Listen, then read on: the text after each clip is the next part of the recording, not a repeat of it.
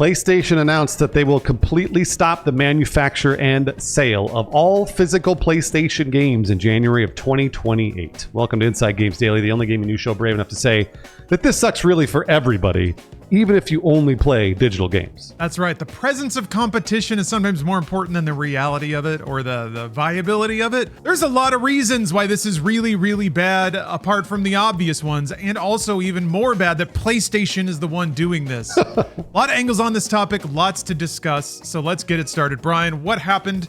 Why is everybody so pissed off right now? Oh man, so it started this morning when PlayStation announced the everyone disliked that news on the Where Else PlayStation blog. And the bad news is starting in January of 2028, they will discontinue all physical game disc production for new games. And the stated reason, somewhat obvious, the general preference for digital media significantly outpaces physical discs. And they are right about that, sadly. But there are definitely other reasons that they're doing this too. This post on the blog promises to, quote, drive innovation and, quote, provide choice. I can't even read this word salad bullshit. It makes me so upset.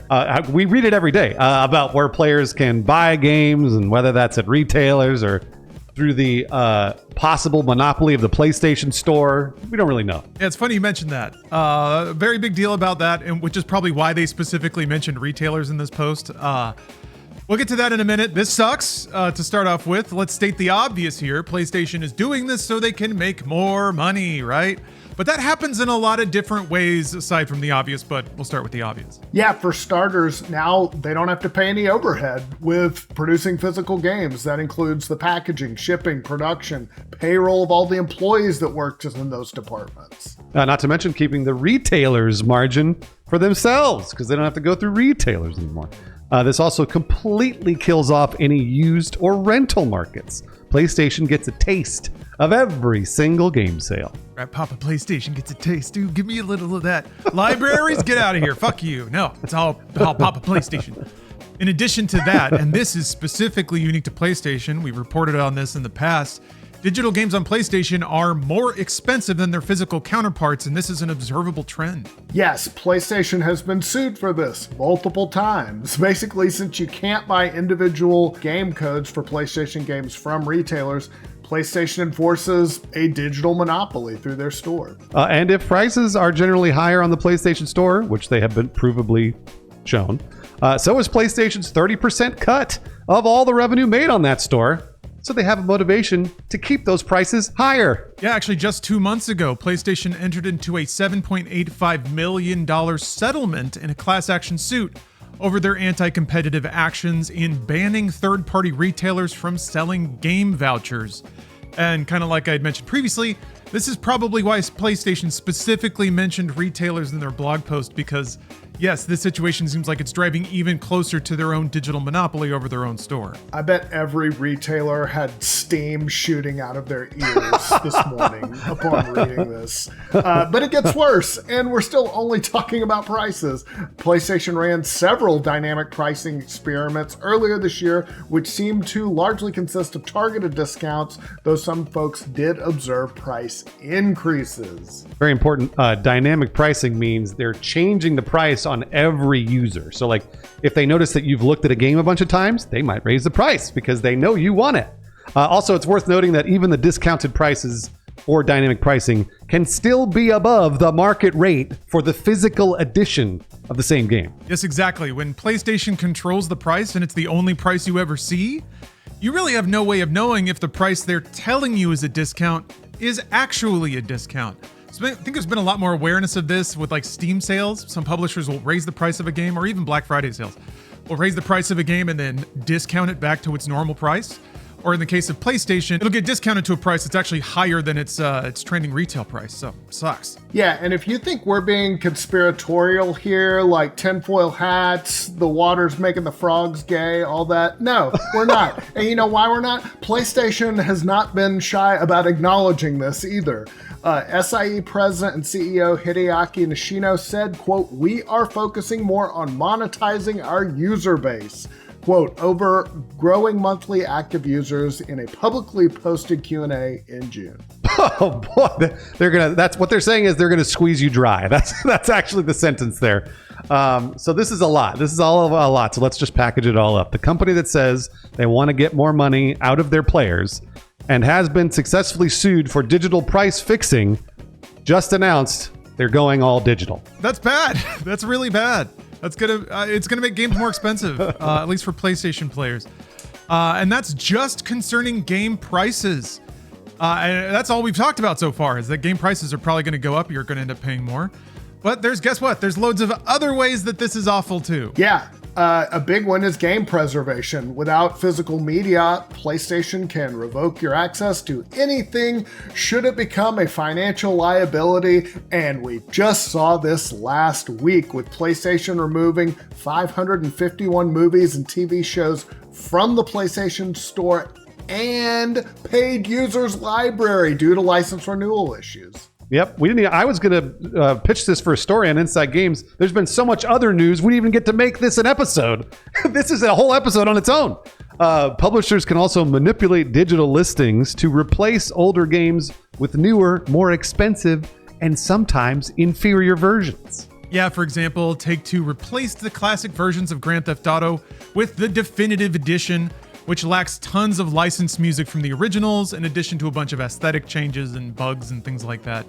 So you gotta dig pretty deep to play the classic version of GTA nowadays. Yeah, and if you're thinking, boy, that sucks, don't worry, it keeps going. PlayStation's digital refund policy isn't great. You aren't allowed to refund the game once you download it, for example. Yeah, Steve Saylor calls this the disability tax. Since most games do not list accessibility features in their digital storefronts, Steve is forced to buy it just to see if he can play it with no recourse if he can't play it. Yeah, at least if you have a disc, you can sell it or give it to a friend, like PlayStation infamously memed on more than a decade ago, and here we are. Yeah.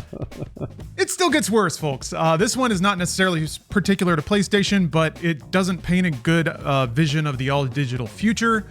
Storage is getting outrageously expensive. I just tried to get a cheap drive on eBay and no, didn't succeed. Yeah, the AI data center construction boom is making the cost of storage components soar. We've talked about this, but that would give console makers a reason to skimp on storage to keep production costs lower. And of course, since games are all digital, where do they go? Your storage. Microsoft just outright canceled the Xbox Series X 2 terabyte model last week. They just said, no more, we're not making that because it's too expensive.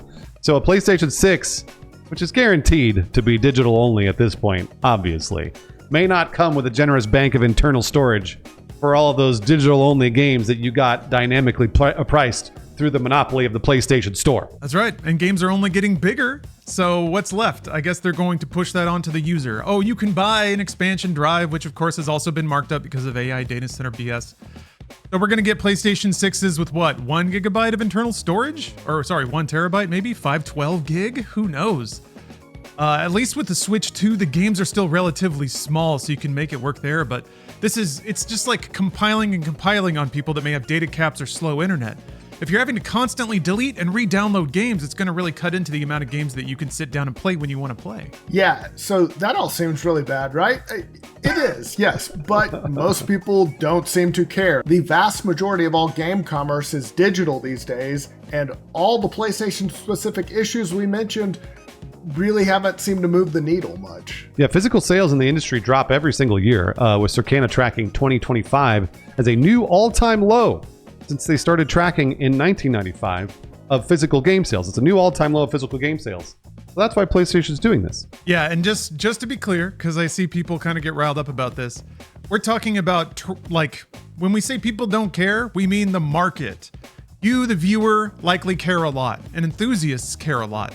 But yeah, we're making our statements based on the market, which is also what PlayStation is very clearly looking at. And yeah, PlayStation will most likely not be alone in dropping physical games in the future. Windows Central sources say Xbox's next console, Project Helix, will drop the disk drive as well. Of course. Then again, if it is a true PC, I guess you could just plug a USB drive into the Project Helix, do whatever you want. I mean, those USB drives are expensive too, but at least you could buy your own. The Verge expands on the idea, reporting that Xbox is working on a disc-to-digital program that can actually convert game discs for Xbox One and Xbox Series consoles into a digital copy, which is kind of interesting. I'll be really shocked if we see it, but that sounds cool. Yeah, it's a neat idea. Also, just in general, being a PC means you can buy games off of other marketplaces, including Steam, which kind of almost competes with itself across its different world regions. So there's a lot of things in a non-lockdown ecosystem that give you the tools to find cheaper games if you want, which is kind of the core of the idea. So yeah, this is all real bad. One final parting shot from PlayStation if you like older games. They also announced they'll be shutting down the PlayStation 3 and PlayStation Vita in stores in various world regions kind of over the next year. But by July next year, they're all going to be shut down. So I guess buy your quirky titles while you can. Yeah, none of these trends are great. It's been a bummer to see PlayStation benefit from these practices over the last few years and never really be held to account by their user base. But this happens in other ways too. So it's just kind of like brand affinity, I think. It's brand loyalty. It reminds me a lot of Apple, really. They'll continue to make They'll make electronics that are similar or maybe even inferior to the competitors with a markup, but because people have such an investment in the ecosystem or the lifestyle or the branding or whatever, they're kind of trapped. They would rather pay the markup than endure the mental labor of having to restart a new account or try to migrate things over. It's the familiarity, it's the friends lists, it's the game library. Although, if I can imply anything, it's that all of that stuff is illusory. If PlayStation can revoke your access to your library anytime they want, then thinking that it's all there and it's your comforting home to come back to is an illusion to start. And that's one they want you to have. They want you to feel invested. So you're kind of dancing to their tune a little bit. And it's never too late to swap over. The one thing I also want to imply, these are the mental tricks I use on myself, I guess, is that your PlayStation doesn't go away if you go to another platform. Unless PlayStation revokes your games, but that was going to happen anyway. So if you want to swap over and start something new that can feel intimidating, but all your games are still over there, you just have to plug it in until PlayStation decides to change those rules. But you're not leaving anything behind. Nothing's gone. You have to gain a lot of cheap games and a better way to find them. So we've espoused for years, I think, on this show to try to wean people off of the PlayStation ecosystem because of things like this. But I think a lot of people are okay with it. They accept the higher prices because they may only buy like 3 or 4 games a year. You're totally right, Lawrence. I think they see PlayStation as like a premium platform. I tell you, if you are really educated at all about Sony and PlayStation and have been for the last few years, I've been saying this now for the last few years on Inside Games. They are nickel and diming, and they're doing it, I want to say now it's like once a month. I see some blog about how they're taking away this and adding these little microtransactions here and adding different tiers to PlayStation Plus. They're doing it very slowly on purpose. All of a sudden, you're going to realize you're the lobster in the pot and it's boiling. And then all of a sudden, you're going to be like, wait a minute, hold on. I don't want a PlayStation 6. I don't want to buy games in the PlayStation ecosystem. I have to move. So that is the only thing that will actually move the needle here for physical game sales and for lowering the prices for Sony. You have to stop buying the games and the consoles. You have to. You don't have a choice. And if you're because I see so many people, man, I can't tell you the disconnect I've seen on the internet, which is everyone loves their physical copies of video games. And I don't know that I can't remember the last time I saw anyone buy a physical disc, walk out of a store with a physical disc. And I'm sure we'll have a lot of comments about how they all did it yesterday. But the numbers don't lie there. The math doesn't lie. They really, honestly, it's going down every single year. So you have to buy physical and you have to leave Sony in order for things to change. So let's hope it does, because Sony really, really is pushing it here.